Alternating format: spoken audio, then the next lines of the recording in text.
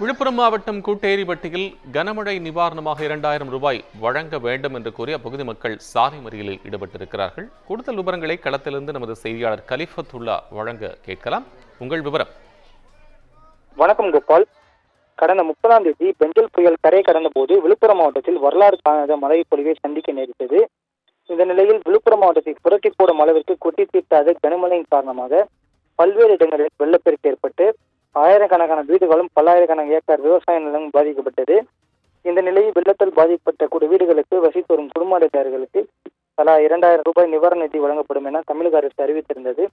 அதன்படி குடும்ப அட்டைதாரர்களுக்கு டோக்கன் விநியோகம் செய்யப்பட்டு அந்த நியாய விலை கடைகளில் 2000 ரூபாய் வெள்ள நிவாரண நிதி பொதுமக்களுக்கு வழங்கும் பணிகள் நடைபெற்று வருகிறது.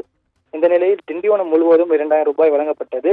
ஆனால் திண்டிவனத்தை சுற்றி உள்ள பல்வேறு கிராமங்களுக்கு 2000 ரூபாய் வழங்கவில்லை. இதனால் பல்வேறு கிராமங்கள் மக்கள் சாலை மறியலில் ஈடுபட்டு வருகின்றனர். இந்த நிலையில் விழுப்புரம் மாவட்டம் திண்டிவனம் அருகே உள்ள சின்ன நெடுக்குளம் கிராம மக்கள் 2000 ரூபாய் நிவாரணம் வழங்க கோரி பெண்கள் உட்பட 200க்கும் மேற்பட்ட கிராம மக்கள் சாலை மறியல் செய்ய முயன்றதால் அங்கு பாதுகாப்பு பணியில் ஈடுபட்டிருந்த போலீசார் வலுக்கட்டாயமாக பெண்களை கைது செய்து திண்டிவனத்தில் உள்ள தனியார் திருமண மண்டபத்தில் அடைத்தனர். இதனால் அந்த பகுதியில் சிறிது நேரம் பரபரப்பு ஏற்பட்டது. மேலும் கைது செய்யப்பட்ட கிராம மக்களை தனியார் திருமண மண்டபம் அடைப்பதால் பொதுமக்கள் கடும் அவதி அடைந்து வருகின்றனர். மேலும் கிராம மக்களுக்கு தற்போது வரை எந்த ஒரு அடிப்படை வசதிகளும் செய்து தராத உள்ளனர். இதனால் பொதுமக்கள் போலீசாரிடம் கடும் வாக்குவாதத்தில் ஈடுபட்டு வருகின்றனர். கோபால்,